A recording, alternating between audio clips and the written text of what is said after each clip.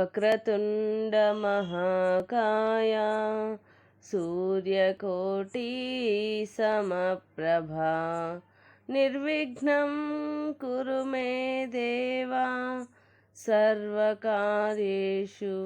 సర్వదా.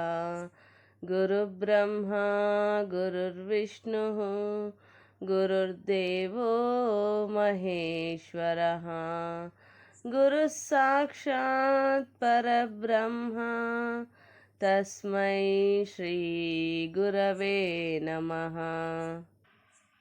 మనోజవం మారుతతుల్యవేగం జితేంద్రియం బుద్ధిమతాం వరిష్టం వాతాత్మజం వానరయూథముఖ్యం శ్రీరామదూతం శిరసా నమామి. ఆపదామపహర్తారం దాతారం సర్వసంపదాం లోకాభిరామం శ్రీరామం భూయో భూయో నమామ్యహం. జై హనుమాన్. శ్రీ సీతారామాభ్యాం నమః. శ్రీమద్ వాల్మీకి రామాయణము సుందరకాండము. 8వ సర్గము. హనుమంతుడు పుష్పక విమానమును చూచుట. ఆ భవన సముదాయమునకు మధ్యనున్నదియు మణుల చేతను వజ్రముల తోడను చిత్రముగా నిర్మింపబడినదియు మేలిమి బంగారముతో సిద్ధపరచబడిన కిటికీలు గలదియు అయిన ఆ మహావిమానమును వాయుసుతుడైన మహావీరుడగు ఆ హనుమంతుడు చూచెను. లోకము బాగుబాగు అని మెచ్చుకొనున్నట్లుగా ఆ విమానమును విశ్వకర్మ స్వయముగా నిర్మించెను. దాని నిర్మాణము సాటిలేనిది, ఊహల కందనిది, ఆకాశమున ఉన్నట్టిది, అంతరిక్షమున నెలకొని అంతటను అప్రతిహత సంచారము కలది. అట్టి ఆ విమానము సూర్య మార్గమునకు సూచికయా అనునట్లుగా విరాజిల్లుచుండెను. అచట ప్రయత్నపూర్వకముగా చక్కగా నిర్మింపబడనిది ఏదియునూ లేదు. మేలు జాతి రత్నములచే పొదగబడనిది ఏదియునూ లేదు. ఆ విమానమునందలి విచిత్ర విశేషములు దేవతాభవనముల ఎందునూ కనబడవు. ఇంత ఏలా అంతులేని విశేషము గాని చెక్కబడని శిల్పములు గాని లేనే లేవు. ఆ విమానము మహాతపశ్చర్య చేతను పరాక్రమము చేతను సంపాదింపబడినది. అందు ఆసీనులైన వారి ఆలోచనలను అనుసరించి అది సంచరించును. అందలి వివిధ సభాభవనములు, భోజనశాలలు, వినోద మందిరములు, గోపురములు మొదలగు భాగములు వేర్వేరు సౌకర్యములతో విలసిల్లుచున్నవి. అన్ని ప్రదేశములలోనూ శిల్ప నిర్మాణ వైశిష్ట్యము ఆ విమానమునకు తగినట్లుగాను సమానముగాను ఉన్నది. ఆ విమానము యజమాని మనస్సు నెరింగి వేగముగా సంచరించున్నది. దాని గమనము శత్రువులకును నివారింపశక్యము కానిది. వాయువేగముతో సాగిపోగలది.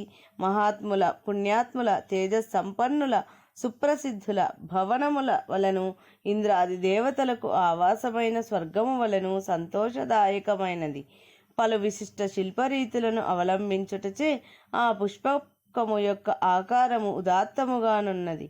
చిత్ర విచిత్రములైన అనేక శిఖరములతో అలంకృతమైనది. శరత్కాల చంద్రుని వలె నిర్మలమై స్వాంతములకు ఆహ్లాదమును గూర్చున్నది. అది గిరి శిఖరము వలె ఉపశిఖర శోభితమైనది. కర్ణ కుండలములతో శోభించుచున్న ముఖములు గల వారును మహాకాయులను ఆకాశమున సంచరించడి రాక్షసులను తమ ప్రభువునకు అనుకూలముగా ప్రవర్తించువారును విశాలములైన నేత్రములు గలవారును అతి వేగముగా సంచరింపగలవారును అయిన వేల కొలది భూతగణముల వారు ఆ విమానమును మోయుచున్నట్లు దాని వెలుపలి భాగమున శిల్పములు చెక్కబడి ఉండెను.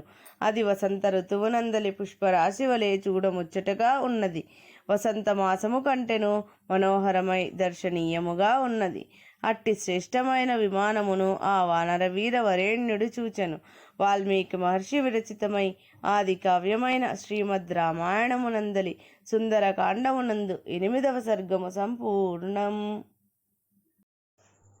9వ సర్గము. హనుమంతుడు రావణాంతఃపురమును పరిశీలించుట. శ్రేష్టమైన ఆ పుష్పక విమానము లోపల శోభిల్లడి విశాలమైన ఒక మహాభవనమును వాయుసుతుడైన హనుమంతుడు దర్శించెను. రావణుని ఆ మహాభవనము చుట్టూను అనేక ప్రాసాదములు కలవు. ఆ భవనము అర్ధయోజనము వెడల్పునను 1 యోజనము పొడవునను విస్తరించి ఉండెను. శత్రు సంహార సమర్థుడైన హనుమంతుడు విదేహ ప్రభు సుతయు విశాలములైన నేత్రములు గలదియు అగు సీతాదేవిని వెదకుచు ఆ భవనమును కలయజూచెను. సర్వశుభ లక్షణములు గల ఆ హనుమంతుడు రాక్షసుల నిలయములను పరికించుచు సర్వోత్తమమైన ఆ రావణుని ప్రాసాదమును చేరెను. విశాలమైన ఆ భవనము 2 3 4 దంతములు గల మత్త గజముల చేతను ఆయుధములను చేతబట్టి సర్వసన్నద్ధులై ఉన్న రాక్షసుల చేతను పరివేష్టింపబడి వారిచే అది సురక్షితముగా ఉండెను. ఆ మహాప్రాసాదము రాక్షస స్త్రీలైన రావణ పత్నులతోనూ ఇంకను అతడు పరాక్రమముచే బలవంతముగా తీసుకొని వచ్చిన రాజకన్యలతోనూ నిండి ఉండెను. ఆ మహాప్రాసాదము మొసళ్లతోడను ప్రమాదకరములైన మత్స్యములతోడను వీటినన్నింటినీ హతమార్చి మృంగివేయగల తిమింగములతోడను చేపలతోడను విషసర్పములతోడను పెనుగాలులచే ఆకాశమునంటుచున్న ఉవ్వెత్తు తరంగములతోడను వ్యాప్తమైన మహాసాగరము వలె ఉండెను. ధనపతి అయిన కుబేర భవనమునందలి సంపద్వైభవములు ఉచ్చైశ్రవము వాహనముగా గల ఇంద్రుని ఐశ్వర్యముల శోభలు రావణ మహాభవనమునందు చిరస్థిరముగా తేజరిల్లుచుండెను. రావణుని యొక్క పుత్రుల సోదరుల మంత్రుల గృహముల యందలి సంపద్వైభవములు యక్షరాజైన కుబేరుని యొక్క యముని యొక్క వరుణుని యొక్క సమృద్ధములైన సంపదలతో సమానములు అని అనుట కంటెను వాటికంటెనూ గొప్పవి అని పేర్కొనుటయే సముచితము. ఆ మహాప్రాసాద మధ్య భాగమున ఒక విచిత్ర భవనము కలదు. అది మత్త వారణ ప్రతిమలతో అద్భుతముగా నిర్మింపబడి ఉండెను. దానిని ఆ మారుతి వీక్షించెను. విశ్వకర్మ బ్రహ్మదేవుని కొరకై పుష్పకము అను పేరుగల ఒక దివ్య విమానమును సర్వ విధములైన రత్నములతో దివియందు స్వయముగా నిర్మించి ఇచ్చెను. కుబేరుడు తీవ్రమైన తపస్సునర్చి బ్రహ్మదేవుని అనుగ్రహముతో దానిని కానుకగా పొందెను. రావణుడు తన పరాక్రమముచే కుబేరుణ్ణి జయించి ఆ పుష్పకమును తన వశము చేసుకొనెను. ఆ పుష్పకమునందలి స్తంభములు వెండి బంగారములతో నిర్మింపబడి ఉండెను. వాటిపై క్రీడామృగముల బొమ్మలు చక్కగా చిత్రింపబడెను. ఇంకను అవి అంతటను వెలుగులను విరజిమ్ముచు కనువిందు గావించు ఆకారములతో ఒప్పుచుండెను. వాటి శిఖరములు ఆకాశమును తాకుచున్నవాయనున్నట్లు మహోన్నతములై మేరు మందర శిఖరములతో తుల్యములై విరాజిల్లుచుండెను. ఇంకను ఆ పుష్పకము అంతటను నేత్రపర్వము గావించు గుప్త గృహములతో అలరారుచుండెను. అది విశ్వకర్మచే చక్కగా నిర్మింపబడినది. అగ్ని జ్వాలలతో సూర్యరశ్మితో సమానముగా వెలుగొందుచున్నది. బంగారు మెట్లతో విలసిల్లుచున్నది. అందలి వేదికలు చూడముచ్చటగానున్నవి.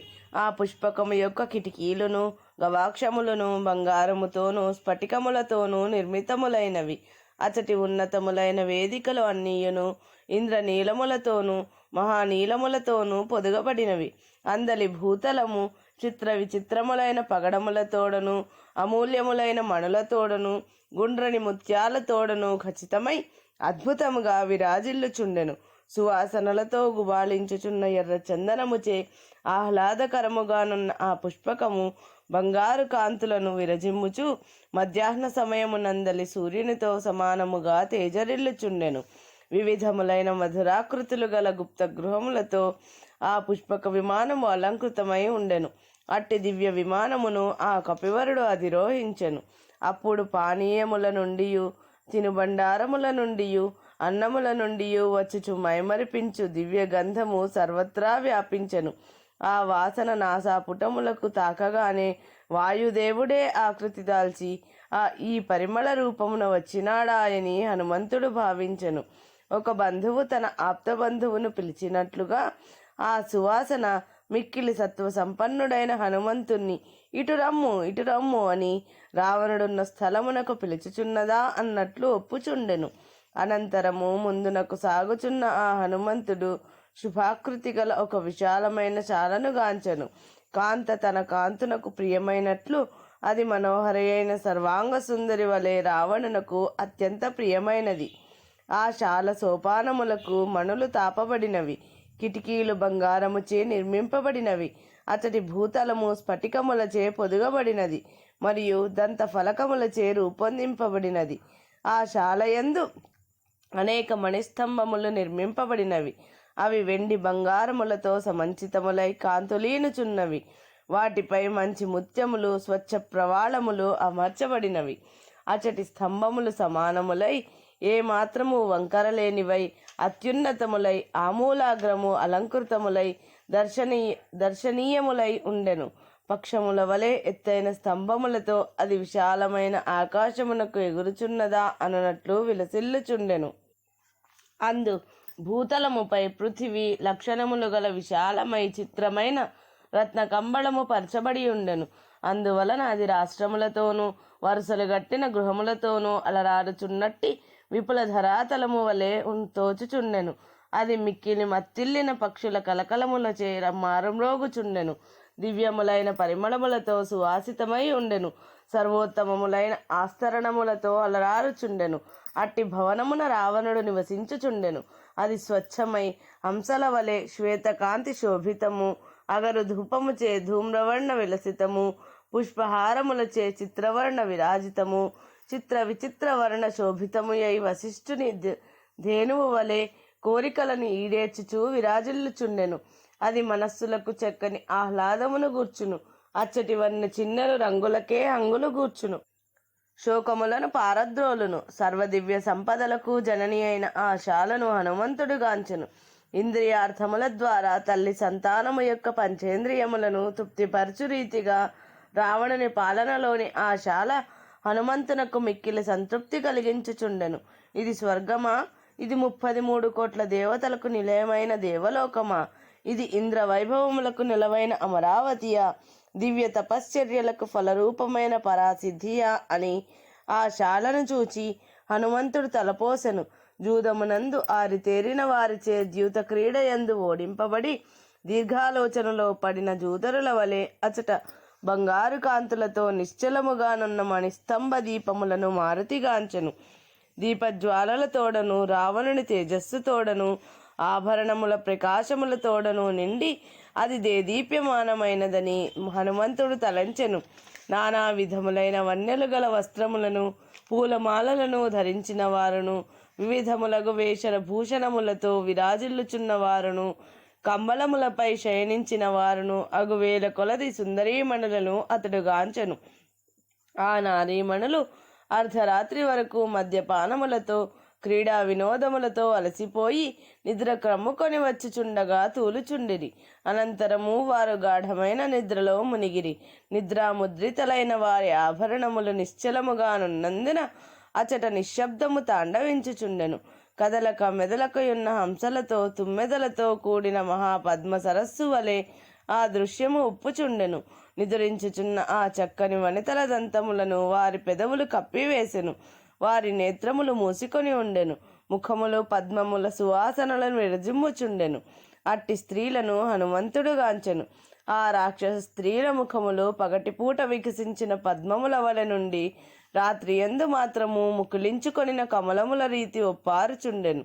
ఆ స్త్రీల ముఖ పద్మములను చూచి మదించిన తుమ్మెదలు నిజముగానే అవి బాగుగా వికసించిన పద్మములని విశ్వసించి రసాస్వాదనకై మరలా మరలా అభిలాషపడుచుండెను.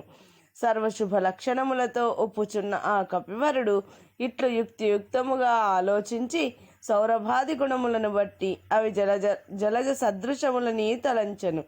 తటస్థ భావము గల హనుమంతుడు ఆ స్త్రీలను పద్మములనియే భావించెను. అట్టి భామినులచే తేజరిల్లుచున్న ఆ రావణ భవనశాల తారకలచే మిక్కిలి శోభిల్లుచున్న శరత్కాలమునందలి నిర్మలాకాశము వలె విరాజిల్లుచుండెను. తరుణీమణులచే పరివేష్టితుడైన ఆ రావణుడు తారలచే పరివృతుడైన కళానిధియగు చంద్రుని వలె తేజరిల్లుచుండెను. మిగిలియున్న పుణ్య విశేషము గల తారలన్నీయును అంబరము నుండి అవనిపై రాలుచుండును. ఆ తారలు అన్నీయును ఈ వనితారత్నములుగా రూపుదాల్చియుండును అని హనుమంతుడు అప్పుడు తలపోసెను. రాత్రుల యందు నిర్మలాకాశమున నక్షత్రముల ప్రభలు వన్నెలు స్వచ్ఛముగా చక్కగా ప్రకటితములగుచుండును. అదే విధముగా ఈ నారీమణుల దేహకాంతులు రూపములు ప్రసన్నముగా స్పష్టముగా వ్యక్తమగుచుండెను. మద్యపాన సమయమునను రతిక్రీడా సమయమునందును ఆ యువతుల యొక్క పెద్దవి అయిన లావైన పూలమాలలు తారుమారైనవి. వారి ఆభరణములన్నీ అటునిటు చెదిరి ఉన్నవి. క్రమముగా వారు అలసి సొలసి నిద్రలో మునుంగుటచే మనో వ్యాపారములన్నీను ఆగిపోయినవి. అచ్చట ఉత్తమ స్త్రీలు కలరు. వారిలో కొందరి తిలకములు చెదిరినవి, కొంతమంది వనితల అందెల స్థానములు తప్పినవి, కొందరి కంఠహారములు ప్రక్కకు జారినవి, కొందరి ముత్యాల హారములు చిన్నములై మీదపడి ఉన్నవి, కొందరి వస్త్రములు జారి ఉన్నవి, కొందరి ములనూలు ఆభరణములు చిన్నములై ఉన్నవి. మార్గాయాసము తొలగుట కొరకై భూమిపై అటునిటూ పొరలాడుచున్న గుర్రపు పిల్లల వలె ఆ యువతీమణులు తమ శ్రమ నివారణకై అటునిటూ పొరలుచుండిరి. అందమైన కుండలములను ధరించి ఉన్న కొందరు తరుణీమణుల పూలమాలలు తెగి నలిగిపోయి ఉండెను. వారు మహావనమునందు బాగుగా వికసించి గజరాజు తుండము తాకిడిచే నలిగి నలతల వలె ఒప్పుచుండిరి. కొంతమంది కాంతల వక్షస్థలములపై మిలమిలలాడుచున్న హారములు చంద్ర సూర్యకిరణ తుల్యములై భాసిల్లుచుండెను. అవి నిద్రించుచున్న శ్రేష్ఠ హంసల వలె ఒప్పుచుండెను. కొంతమంది కాంతల వైఢూర్యమణిహారములు కలహంసల ఎనునట్లును, మరికొందరి బంగారు సూత్రములు చక్రవాకముల ఎనునట్లుగాను అలరారుచుండెను. ఇసుక తిన్నెల వంటి పిరుదులు గల ఆ స్త్రీలు హంసలతోనూ కారండవ పక్షులతోడను చక్రవాకములతోడను వ్యాప్తములై శోభిల్లుచున్న నదుల వలె ఒప్పుచుండిరి. చిరుగజ్జలే మొగ్గలుగా, బంగార ఆభరణములే పెద్ద కమలములుగా, శృంగార భావములే మొసళ్ళుగా, కీర్తులే తీరములుగా కలిగి ఆ స్త్రీలు నదుల వలె భాసిల్లుచుండిరి. కొంతమంది తరుణీమణుల యొక్క సుకుమారములైన అవయవములందు స్తనముల పై భాగముల ఎందును బాగుగా ఏర్పడి ఉన్న భూషణముల చక్కని గుర్తులు ఆభరణములే అనునట్లుగా విరాజిల్లుచుండెను.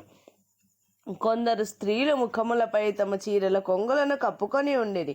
వారి ఉచ్ఛ్వాస నిశ్వాసములకు ఆ వస్త్రాంచలములు పదే పదే రెపరెపలాడుచుండెను. నానా విధములైన వన్నె చిన్నెలతో శోభిల్లుచున్న రావణ కాంతల యొక్క ముఖములపై మనోజ్ఞములైన ప్రభలు గల చీరల చెరుగులు ఎగురవేయబడిన పతాకముల వలె శోభిల్లుచుండెను. మనోహరమైన వర్చస్సులతో ఒప్పుచున్న కొందరు స్త్రీల కుండలములు వారి ముఖ వాయుస్పర్శల ప్రభావమున మెల్లమెల్లగా కదులుచుండెను. సహజముగానే సువాసన భరితములై సుఖకరములైన వారి నిశ్వాసములు మధురములైన మద్యముల గుబాలింపులతో రావణుణ్ణి సేవించెను. కొందరు రావణ పత్నులు రావణుని ముఖమును భావనతో తమ ప్రక్కన గల సవతల ముఖములను పదే పదే మూర్కొనిరి. రావణుని యందే అత్యాసక్తములైన మనస్సులు గల తరుణీమణులు మధుపాన పరవశులై వారును సపత్నులకు సంతసమును గూర్చుచుండిరి. కొందరు మదవతులు కంకణాలంకృతమైన బాహువులను, మరికొందరు రమ్యములైన వస్త్రములను తలగడలుగా చేసుకొని అచట శయనించిరి. ఒక తరుణి మరి ఒక యువతి వక్షస్థలముపై శిరముంచి శయనించెను. ఆమె భుజమును మరి ఒక భామిని తలగడిగా చేసుకుని నిద్రించెను. ఒక తన్వి మరి ఒక సుందరియుడిలో తలపెట్టుకుని నిద్రపోయెను. ఇంకొక జవ్వని మరి ఒక లావణ్యవతి యొక్క భుజములపై తలనిడుకుని నిద్రలో మునిగెను. యవ్వన మదమునకును ప్రేమానురాగములకును లోనైన ఆ కాంతలందరూ పరస్పరము తొడలను, పార్శ్వములను, కటి ప్రదేశములను, వీపులను ఆశ్రయించి ఒండరులపై అవయవములను పడవేసుకొని నిద్రించిరి. కొందరు తరుణీమణులు వరుసగా భుజములను చాచి పండుకొని ఉండుటచే అది స్త్రీమాలగా గోచరించుచుండెను. మాల వలెనున్న ఆ భుజ సూత్రమున తుమ్మెదల వలె కేశపాశములు నిగనిగలాడుచుండెను. రావణుని స్త్రీల సముదాయము ఒక లతావనము వలె భాసిల్లుచుండెను. వసంత ఋతువునందు చల్లని గాలులు సోకుటచే వికసించిన పువ్వులతో లతావనము శోభిల్లుచుండును. అట్లే మధు పరిమళ భరితములైన ముఖమారుతములచే ఆనంద తరంగితమైనది ఆ స్త్రీవనము. వరుసగానున్న పుష్ప పంక్తులచే అన్యోన్యము గ్రథితమైనది లతావనము. స్త్రీవనము పరస్పరము పైన వైచుకొనిన భుజపంక్తులతో ఒప్పుచున్నది. ప్రక్కనే ఒరిసికొని ఉన్న పుష్పములతో విలసిల్లుచున్నది లతావనము. వనితలు ధరించిన పూలమాలలు ఒకదానితోనొకటి కలిసి ఉండుటచే పుష్పశోభలతో భాసిల్లుచున్నది స్త్రీవనము. లతలచే పరివృతములైన స్కందములతో అలరారుచున్నది లతావనము. భుజములు పరస్పరము చుట్టుకొని వనశోభలను స్ఫురింపజేయుచున్నది స్త్రీవనము. అన్యోన్యముగా చేరి ఉన్న భ్రమరములతో రాజిల్లుచున్నది లతావనము. పరస్పరము కలిసి ఉన్న ముంగురుల మధుపాలితో తేజరిల్లుచున్నది శ్రీవనము. ఆ సమయమున అతడి స్త్రీల యొక్క ఆభరణములు, అవయవములు, వస్త్రములు, పూలమాలలు ఉచిత స్థానముల యందే విలసిల్లుచున్నను. వారు సమ్మర్దముగా పరుండియున్నందున అవి ఏవి ఎవరివో వింగడించి స్పష్టముగా వివరించుటకు ఎవ్వరికినీ శక్యము కాకుండెను. రావణుడు గాఢ నిద్రలో నుండగా ప్రజ్వలించుచున్న కాంచన స్తంభ దీపములు పలు అన్య చిన్నలతో రాజిల్లుచున్న ఆ రావణ కాంతలను రెప్పపాటు లేనివై చూచుచున్నవా అన్నట్లు ఒప్పుచుండెను.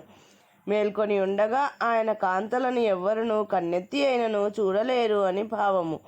రాజర్షుల, పితృదేవతల, దైత్యుల, గంధర్వుల కాంతలను, రాక్షస కన్యలను రావణుని ఎడగల మోహముతో అతడికి వచ్చి చేరి ఉండిరి. అతడి స్త్రీలందరూ యుద్ధకాంక్షకల రావణునిచే అపహరింపబడిన వారే.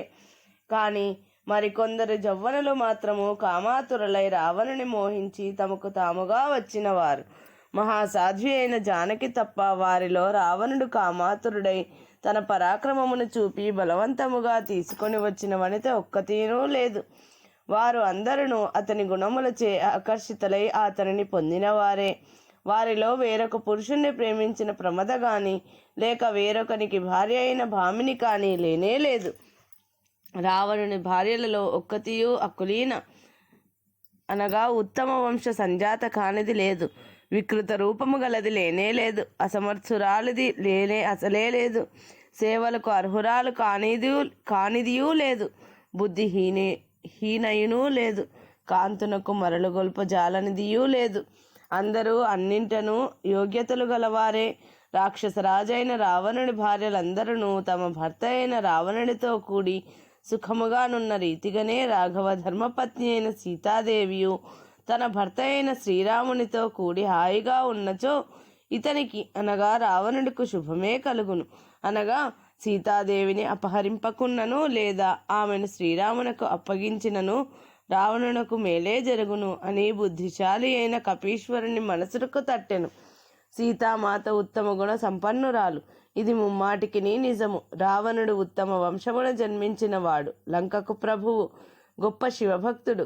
అయినను అతడు తన వంశమునకును తన ప్రభు స్థాయికిని తన దైవ భక్తి రీతికిని తగిన విధముగా ఈమె విషయమున ఎంతయో అనుచితమైన కార్యమును చేసినాడు. ఇది ఎంతేని విచారకరము అని చింతించుచు హనుమంతుడు దుఃఖితుడాయను. వాల్మీకి మహర్షి విరచితమై ఆది కావ్యమైన శ్రీమద్ రామాయణమునందరి సుందరకాండమునందు 9వ సర్గము సంపూర్ణం.